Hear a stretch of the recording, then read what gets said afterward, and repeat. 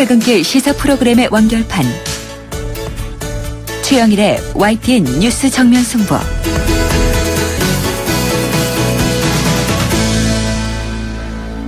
YTN 뉴스 FM 뉴스 정면 승부 2부 시작합니다. 먼저 국제 뉴스룸 연결해서 나라 밖 소식 알아보겠습니다. YTN 국제부의 박병한 기자 연결합니다. 박 기자. 네, 국제부입니다. 이 독일의 어느 도시에서 또 테러가 일어났습니까?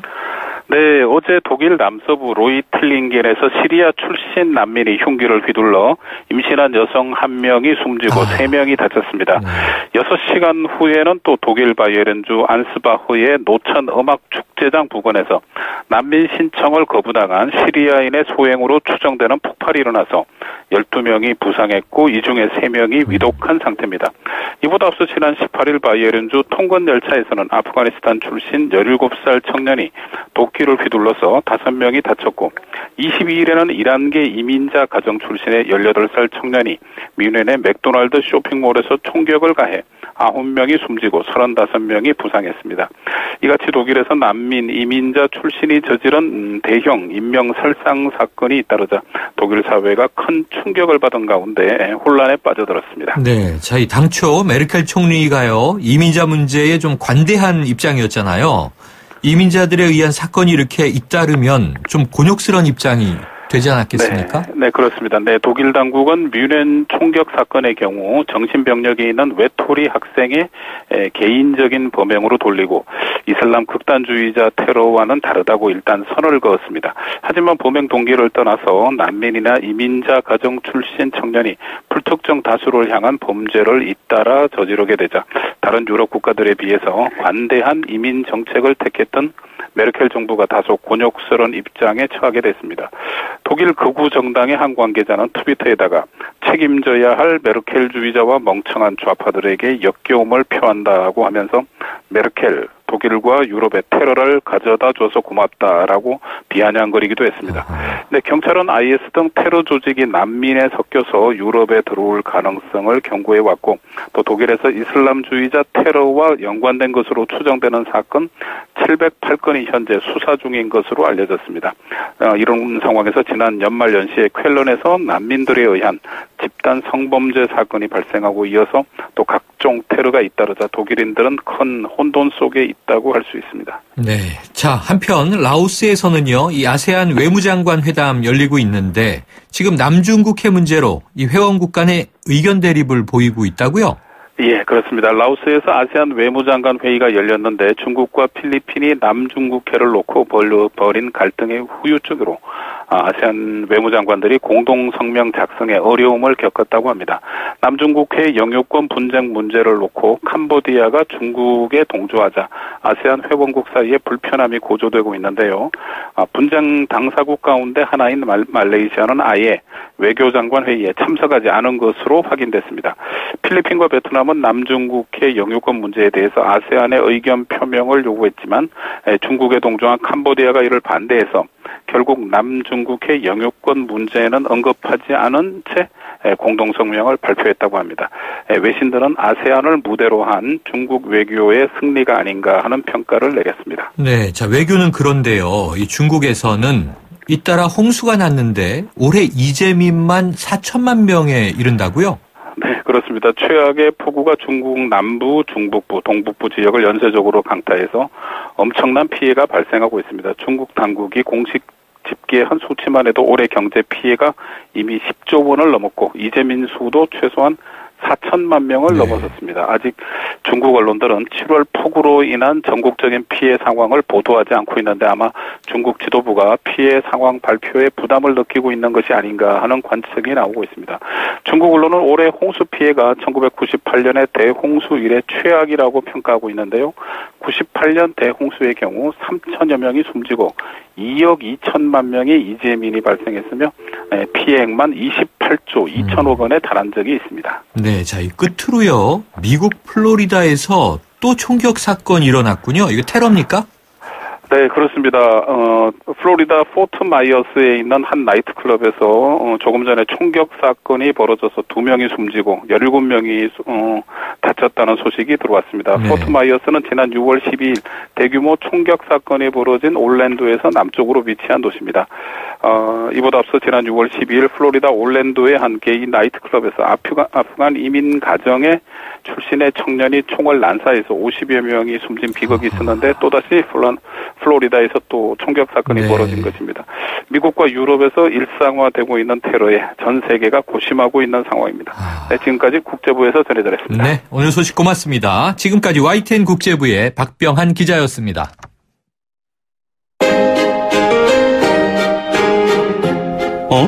지금 듣고 있는 라디오가 뭐지? 아하, YTN 라디오.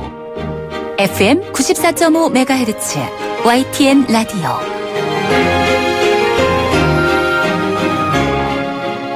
네, 새누리당이 오늘 전당대회와 관련된 세부 일정을 확정했습니다. 관련 소식을 당권 도전에 나선 주호영 의원을 직접 연결해서 이야기 나눠보겠습니다. 주 의원님 나와 계십니까? 예, 안녕하십니까. 주호영 의원입니다. 네, 안녕하세요. 예, 자, 혁신비대위에서 이제 전당대회 세부 일정을 확정했는데요. 예. 혹시 이견은 없으세요? 전당대회 세부 일정에 대해서 이견은 없습니다만은 네. 아쉬운 것은 한창 삼복더위에 전당대회를 한다는 게 아쉽죠. 하하, 네네. 예, 아, 일정 8월 9일이 좀 아쉬움이 있으시군요. 그렇습니다. 예, 네, 그런데다 또 8월 5일에 리우 올림픽이 시작되니까 예, 흥행면에서 좀 고민은 있으시죠? 예, 그런 점이 좀 아쉬운 점입니다. 네. 자, 그러면 이제 세부 일정 외에 뭐 룰에 대해서는 큰 이견 없으신데 현재 6명의 후보가 당대표에 도전하고 있지 않습니까? 예, 예, 근데 여기에 지금 추가로 이 친박계에서는 홍문종 의원이 나올 것 같다라는 관측들이고요. 예, 또 비박계에서는 김문수 전 경기도지사가 출마할 예정으로 알려지고 있어서 예, 예, 그럼 전체 8명이 되는데 예. 컷오프에서 3명이 우선은 좀 예선에서 낙마해야 되는 거 아닌가요? 예, 경선 규정이 네. 6명까지는 전원이 경선에 참여할 수 있도록 되어 있고 네. 7명 이상이 되면 컷오프를 내서 5명만 최종 결선에 나가도록 그렇게 되어 있습니다. 네네. 그래서 지금 현재 6분이 출마 의사를 밝혔기 때문에 한 분이라도 더 출마를 하게 된다면 컷오프가 돼서 5명이 최종 후보가 되는 것이죠. 그렇군요. 혹은 또 예. 8명이 돼도 5명만 올라가는 거고요. 그렇습니다. 자, 그렇다면 결국 뭐 이게 친박계, 비박계 갈등 이야기가 계속 나옵니다만 예. 좀 이 8.9 전당대회 전에 후보들의 단일화 가능성 있어 보이시나요? 저는 가능성이 조금 있다고 봅니다. 네네. 물론 후보들 중에 끝까지 완주하겠다고 밝힌 분도 있습니다만은 그렇죠. 이 차차 전당대회 날짜가 가까워 가면서 또 어느 계파가 누구를 지원한다더라 이런 이야기가 나기 시작하면 네. 또 그 반작용으로 단일화해서 득표력을 높이자 이런 움직임이 있을 거라고 봅니다. 아, 움직임은 있을 가능성이 있다. 예. 자, 그 중에 하나로요. 예. 오늘부터 좀 윤곽이 보인다는 이제 관측 보도들이 있던데요. 예. 이 친박계로 분류되는 홍문종 의원의 출마설. 예. 자, 출마할 경우에 예. 그러면 청와대의 박심이 직간접적으로 작용하는 것 아니냐 이런 기사들이 있습니다. 어떻게 예. 보십니까? 저는 대통령의 뜻을 말씀하시는 것이라면 네네. 전혀 그거는 아닐 거라고 봅니다. 아, 사실이 아닐 것이다. 예, 네. 그렇습니다. 예. 아, 그러면은 이제 그냥 이게 또 박심 마케팅으로 봐야 될까요? 지난 총선 때 문제가 됐던. 사실관계를 정확하게 파악할 수 있는 입장이 있지 않아서 잘 모르겠습니다만은 네네. 이제 홍문종 의원이 출마하게 되면 박심은 모르겠으되 친박들이 이 누구를 한 사람을 집중 지원한다는 오해를 받을 소지는 있겠죠. 아, 네네. 그러나 대통령께서 예전에 당에 계실 때와는 달리 네네. 대통령이 되시고 난 이후에는 대한민국의 대통령이고 당 전체의 대통령이시고 아하. 또 저희들이 평소에 보고 들은 바에 의하더라도 특정인을 어떻게 돕고 지원하고 이런 일은 안 하시는 분으로 알고 있거든요. 네네. 그래서 거기에 박심이 있다고 한다면 그것은 사실이 아닐 거라고 보는 거죠. 네. 자, 주 의원님께서도 뭐 당내에서 오랫동안 지켜봐 오셨으니까 예. 지금 보면 17대 대선을 앞둔 전당대회에서 이제 강재섭 후보 시절 예. 또 18대 대선을 앞둔 2012년 전당대회에서 이제 황우여 후보가 대표 선출되는 과정이 있었는데요. 예. 이때 당시에 이제 박근혜 대표 혹은 의원의 영향이 크다 보니까 예. 이번에도 그런 관측인데 청와대에 대통령으로 들어가신 상황에선 다르다 이렇게 보시는 거군요. 그렇습니다. 예. 자, 27일인데요. 예. 지금 내일 모레입니다. 예. 서청원 의원이 주최하는 대규모 만찬 회동이 예정돼 있다고 이제 보도가 나왔습니다. 예. 근데 유일하게 초대받은 분이 홍문종 의원이라고 보도가 됐는데요. 예. 예. 어떤 메시지가 있다고 보세요? 잘 모르겠습니다. 이제 27일을 지나봐야 알 수 있을 텐데 네. 거기서 어떤 결정이라 할까 뜻을 모으는 일이 나올 수 있을지 그냥 밖에 알려진 대로 평소에 만나고 돕던 분들끼리 그냥 만찬하는 것인지는 잘 모르겠습니다만은 네네. 우리 서청원 의원님이나 홍문종 의원님이 늘 친분을 가지고 만나던 관계이기 때문에 네. 현재로서는 별 특별한 것이 눈에 띄지는 않습니다. 네. 않은데 모임이 지나고 난 이후에 모임에서 어떤 이야기들이 오고 간 것인지에 따라서 모임의 성격들이 달라지겠죠. 아, 일단은 지켜봐야 알 수 있겠군요. 그렇습니다. 예. 네. 자, 그렇다면 일전에는 김무성 전 대표가 또 만찬을 열지 않았습니까? 예. 그게 이제 이 7.14 전대 2주년 기념이었는데요. 예. 1,500명이 모여서 이제 문전성시를 이뤘다. 이런 이제 보도도 나왔는데. 예. 그 전후에서 이제 1등할 비주류 후보를 밀 것이다. 이렇게 얘기했잖아요. 예, 예. 그럼 이제 비박계 후보들의 단일화를 지금 도모하고 있는 것 아니냐? 이런 분석이 나왔는데. 예. 이 대목은 또 어떻게 보세요? 예, 저는 이제 김무성 전 대표께서는 당을 운영하실 동안에 네. 소위 이제 친박계로부터 끊임없는 견제와 태클을 당했지 않습니까? 네네. 그리고 지금 지난 공천 과정에서도 이제 상향식 공천을 당헌 당규대로 하지 못한 데는 친박계의 주도가 있었다 이렇게 보는 입장이지요. 네네. 그래서 그런 총선 참패에 가장 큰 책임이 있는 친박계가 다시 당 운영을 맡아서는 안 된다는 생각은 네. 확고하게 하시는 것 같아요. 네네. 그래서 비주류 후보 중에서 누군가가 돼야 당의 그런 문제를 개선하고 개혁할 수 있을 것이지 않느냐 이런 생각을 하고 계신다는 거고 네네. 그래서 그중에서 비주류 후보 중에서 당선 가능성이 가장 높은 사람을 집중적으로 민다 이렇게 공식적으로 발표를 했습니다. 네네. 그래서 적극적으로 나서서 단일화 자체를 주도할지 그건 미정이지만은 비주류 후보 중에서 당선 가능성이 제일 높은 후보를 집중 지원해서 당선 시기는 쪽으로 아마 방향을 잡은 것 아닌가 그렇게 생각을 합니다. 네. 어쨌든 지금 이 비박계 후보들이 단일화를 추진한다면 예. 누가 되든 그 지원을 다 한 몸으로 일단 받게 되겠군요. 그렇다고 봅니다. 그런데 오늘 보도를 보니까요, 이 김문수 전 경기도지사의 이제 출마설이 나오면서 예. 김 전 대표와 출마 여부를 사전에 타진했다 이런 주장이 제기되고 있습니다. 예. 그러면 이제 당연히 김무성 전 대표가 김문수 전 지사를 지지하는 것이냐 이 문제가 예. 나오는데 예. 주 의원님 이 대목은 어떻게 해석하십니까? 저는 거기에 관한 어떤 사실관계에 관한 정보도 가지고 있지 않습니다만은 네네네.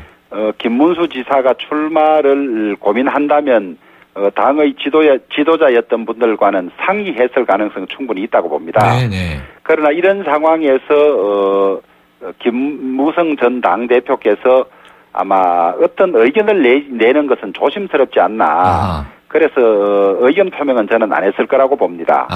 특별한 의견 표명, 지지 예. 여부에 대한 표명은 없었을 것이다. 예. 그럼 지금 오늘 나오고 있는 자, 대권은 김무성 전 대표가 잡고 예. 당권은 김문수 전 지사가 잡기 위한 이게 일종의 연대 아니냐 이런 분석은 좀 과잉 해석으로 보시는군요.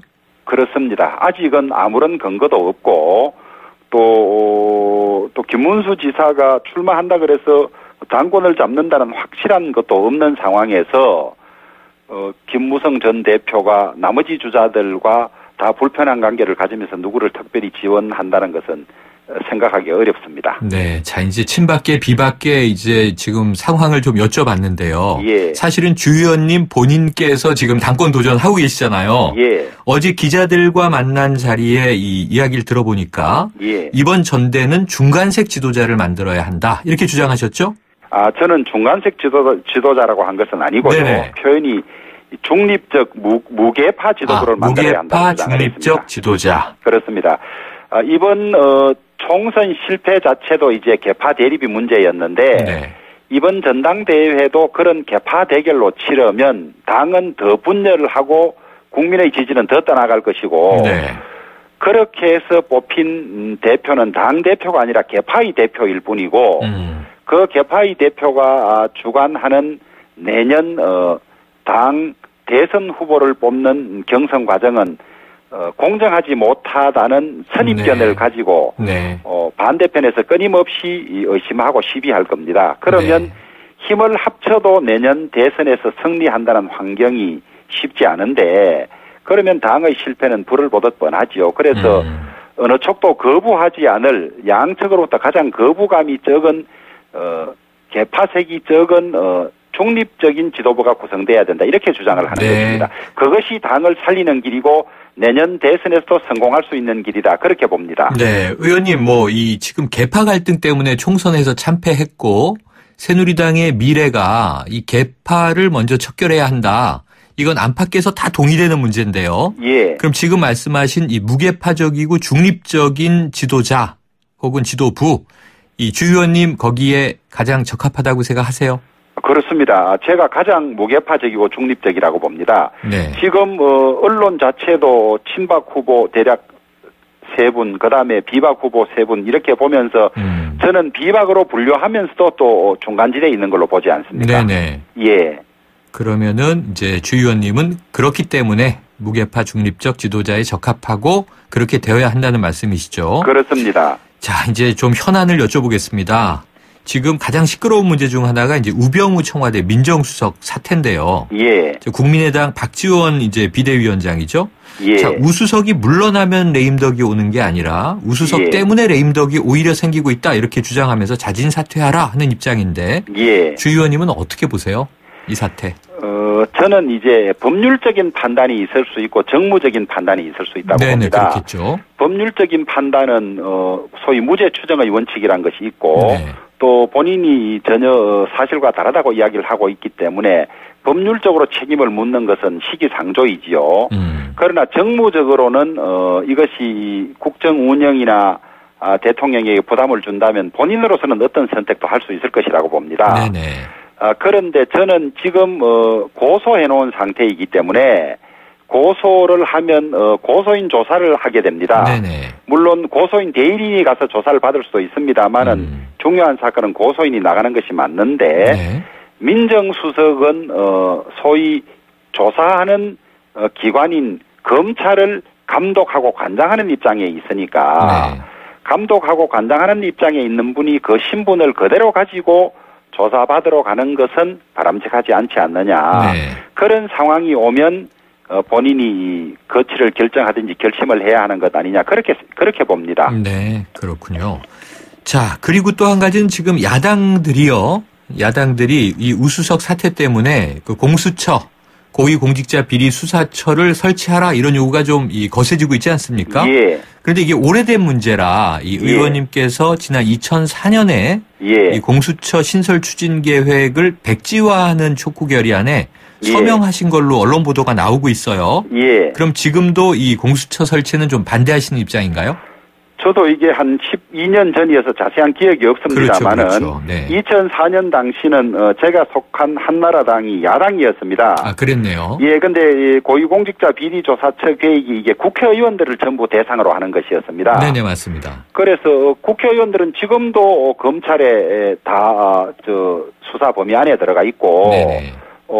검찰이 범죄 정보를 모집하고 있는데 특별히 국회의원만을 체크하는 고위공직자 비리 수사처는 이것이 소위 야당 의원들을 사찰하고 하려고 하는 것이 아니냐. 네. 아마 이런 뜻을 가지고 반대했던 것 같습니다. 네네. 그런데 지금 고위공직자 비리 수사처에 관해서는 법안을 낸 의원들마다 수사 범위라든지 네네. 수사 대상이라든지 그다음에 기소권까지 부여할 것이냐 이것은 이제 헌법상 기소 독점주의와도 관련이 있지 않습니까? 네네. 그래서 조금씩 차이가 있습니다만은 어쨌든 지금 다른 선진국에서도 지키는 사람을 누가 지킬 것이라는 문제가 있습니다. 네네, 그렇죠. 우리 사회를 부정과 비리로부터 지키는 수사기관은 또 누가 지킬 것인가 이런 것인데 사실 검찰에 감찰 기능이 있습니다만은 감찰 기능이란 것도 검찰의 조직의 고위 간부를 대상으로는 제대로 작동하지 못하고 있고 네.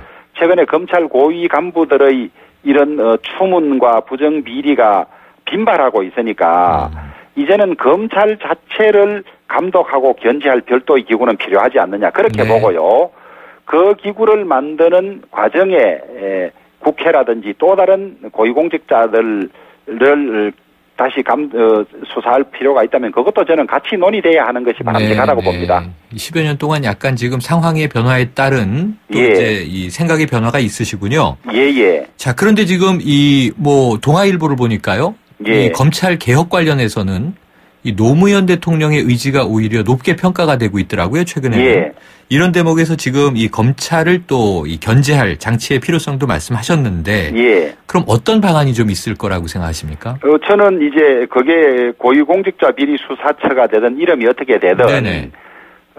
지금까지 우리나라의 유일한 기소 독점 기관인 검찰이 이 제대로 기능을 수행하지 못한 점이 있다면 그것을 보완하는 기구나 제도가? 혹은 시스템 정비를 적극 논의하고 요번에 그것을 바로 세워야 한다고 봅니다. 알겠습니다. 자, 의원님 오늘 말씀 여기까지 듣겠습니다. 고맙습니다. 예, 감사합니다. 지금까지 주호영 새누리당 의원이었습니다. 아유, 세 단계 종이 또 걸렸어? 정말 제본 하나 하려다가 미치겠네.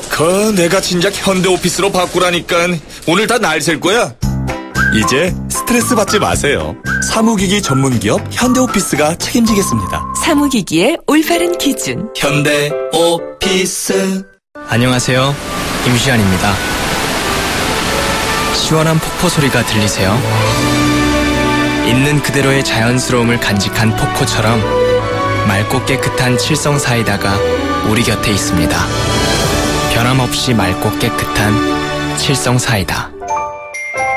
배우 박소연 2588 사행시 장전. 2588 대리운전은 오늘도 고객님의 안전을 위해 팔도강산 어디든지 팔 걷어붙이고 달려간다니까요. 좌우로 정렬 2588 좌우가 같네 좌우가 같아 2588 톡톡 따라 불러보세요. LG 디오스 김치톡톡송. 배출김치 톡톡 유산균이 톡톡 동치미 톡 팥김치 톡 오이김치 톡. 유산균이 12배 더 많아? 진짜 맛있는 김치. 유산균이 톡톡 감칠맛이 톡톡 LG 디오스 김치 톡톡. 네, 2부 여기까지고요. 7시 뉴스 듣고 3부로 돌아오겠습니다.